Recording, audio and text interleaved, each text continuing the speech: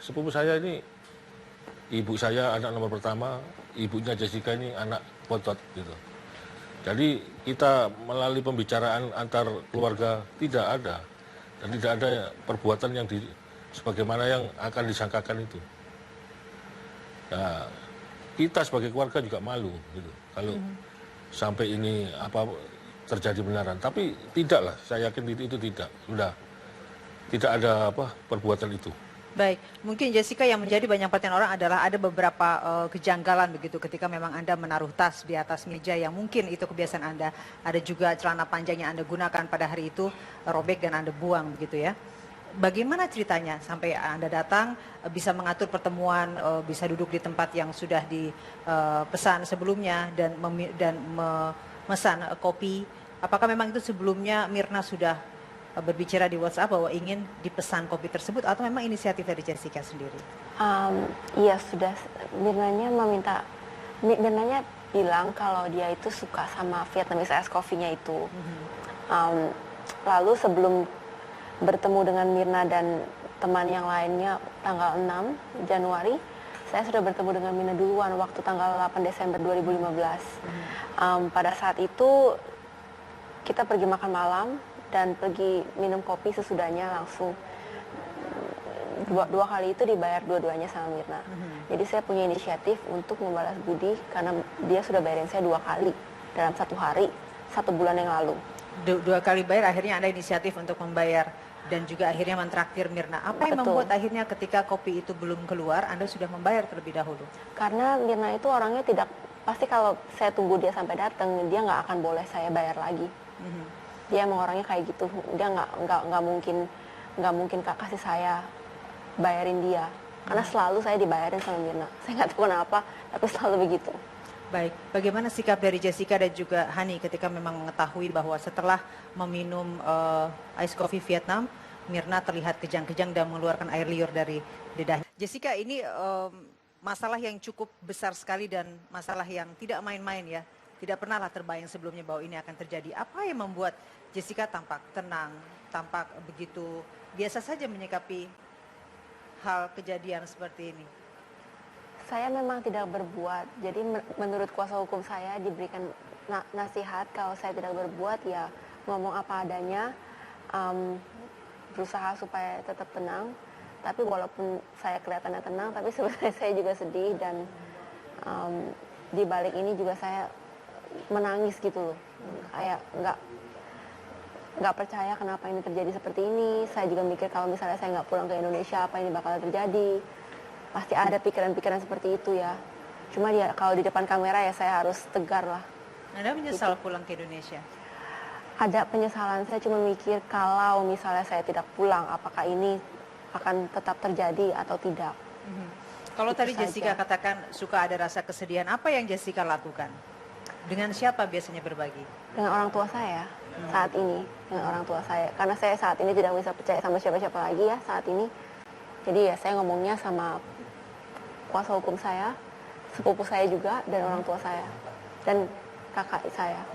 Dr. Hubertus, kalau kita melihat dengan apa yang dikatakan oleh Jessica bahwa memang ketenangan ia miliki karena ia merasa tidak bersalah. Sebelum menjawab apa yang tadi saya tanyakan, bagaimana Anda melihat kasus ini yang terjadi pada 6 Januari kemarin yang menyebabkan Mirna meninggal dunia setelah sesaat meminum ice coffee Vietnam? Ya, tentu saja sebagai teman akan ada ekspresi-ekspresi khusus ya. Nah, mungkin saya bisa menanya Jessica pada waktu hari itu, tanggal 6 ya, gimana perasaan Jessica?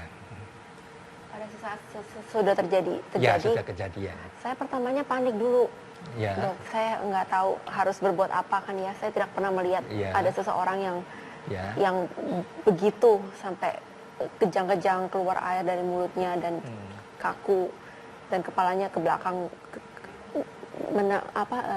saya sendaran ke belakang begitu. Saya nggak tahu mesti berbuat apa. Lalu semua terjadi dengan cepat sekali. Ada banyak petugas yang datang mencoba menolong teman saya, lalu dibawa ke klinik sampai ke rumah sakit, dan saat itu waktu yang singkat saja sepertinya teman saya sudah tidak ada. Saya tidak mengerti itu kenapa. Pertamanya saya panik, lalu bingung, lalu sedih. Itulah emosi saya pada malam itu. Ya, mau tahu gambaran kesedihannya ya. Pada waktu itu jam berapa Jessica sampai di rumah?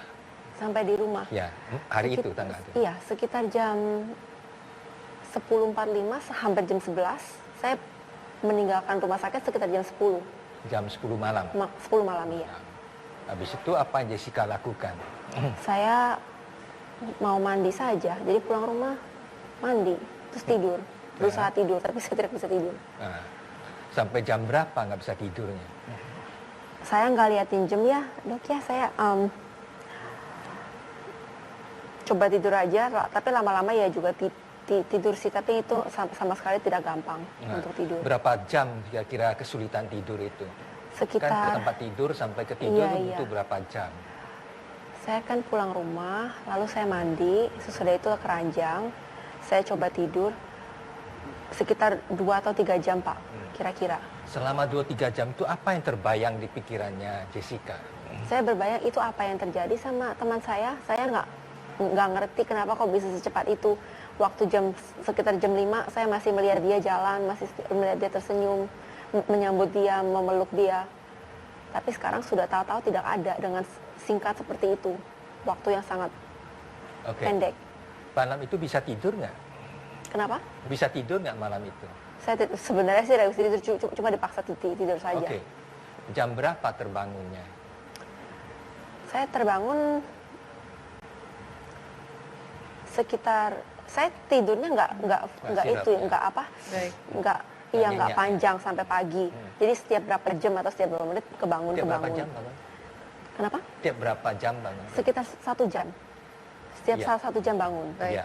Dokter Hubertus, kalau dari apa yang Anda tanyakan kepada Jessica, apa yang Bapak analisa, yang Bapak simpulkan dari sejak terjadi tanggal 6, lalu akhirnya ke rumah sakit, dan sampai akhirnya sulit tidur? Saya mau perhatikan reaksi seorang teman dekat kan, teman dekat ya. Bagaimana waktu meninggalkan seperti apa, ya, seyoknya seperti apa. Itu maksudnya, saya ingin tahu. Saat di rumah sakit atau Saat tidur, saat saya tidur? saat pulang ke rumah. Aduh, itu gelisah sekali. Saya berputar-putar di ranjang saja, tidak bisa tidur. Saya paksain tidur pun, saya minum teh hangat gitu ya. Saya mau mencoba tidur sebentar, Minum apa? 1 jam lagi. Bukan kopi, teh hangat, teh hangat, iya. Kebangun lagi, terus sebentar lagi sempat kayak tidur, tapi sebentar lagi kebangun lagi. Sekitar setiap 1 jam. Tapi saya nggak mau lihat jam, Pak, soalnya saya takut kalau kurang tidur pagi ini gimana. Kalau melihat jam malah semakin stres kan, kalau jam 3 pagi masih bangun, jam 4 pagi masih bangun. Tapi sih saya merasa hampir setiap jam bangun terus. Ya, selama tidur itu tidak ada yang nemani. Oh, tidak ada, saya sendiri. Iya. Tidak sampai reaksi histerik atau panik atau gimana, nggak ada. Tidak panik, menangis. Menangis. Baik, baik.